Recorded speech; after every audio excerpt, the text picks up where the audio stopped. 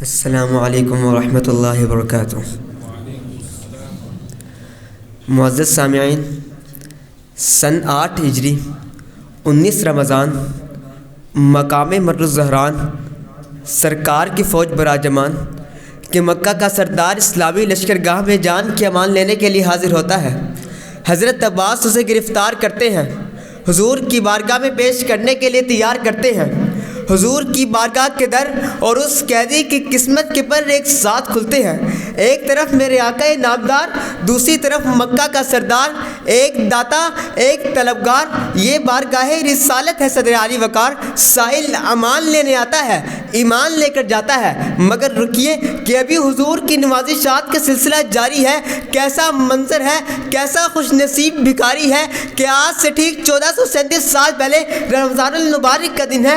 حضور مخالف لشکر کے سردار کے بارے میں اعلان کرتے ہیں کہ من دخل دار ابی سفیان فہو آمن۔ جناب والا ابو سفیان کا گھر اہل مکہ کے ہجوم سے تنگ پڑ جاتا ہے۔ حضور کی عطا کا دائرہ وسیع ہوتا ہے۔ لا تثریب علیکم اليوم، اہل مکہ پکار اٹھتے ہیں کہ ہاں بھکاری ہیں در احمد مختار کے ہم، اب فسو توڑیں گے سارے ہر شب تار کے ہم، اب فسو توڑیں گے سارے ہر شب تار کے ہم۔ مرتبے قسمت سے نہیں نسبت سے عطا ہوتے ہیں صدر علی وقار۔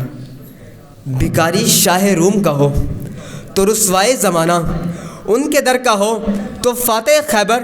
بھکاری یا باسی خلافت کے درباری مولوی ہوں تو دولت پرست، ان کے در کے ہوں تو امام ابو حنیفہ اور امام احمد بن حنبل ہو جائے۔ بھکاری اقتدار کے ہوں تو ہمارے حکمرانوں کی صورت لا الہ الا اللہ کے نام پر بنی ہوئی ریاست کو برباد کرے۔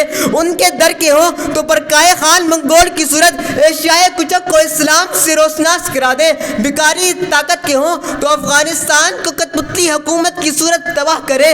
ان کے در کے ہوں تو 20 سال جد و جہد کے بعد بھی انا فتحنا لک فتحا مبینا کا مصداق بنے۔ جناب والا بھکاری یورپی یونین کے ہوں تو گستاخی رسول پر خاموش رہے۔ ان کے در کے ہوں تو انظر حالنا یا رسول اللہ کی صدائیں لگاتے لگاتے ان کی ناموس پر جان مار دے اور یہ بتلا ڈالے کہ ہم آپ کے در کے بھکاری ہیں۔ منم غلام رسول خدائے صلی علی، قسم خدا کی میری جان فدائے صلی علی، قسم خدا کی میری جان فدائے صلی علی۔ آپ کی سماعتوں کا بہت شکریہ۔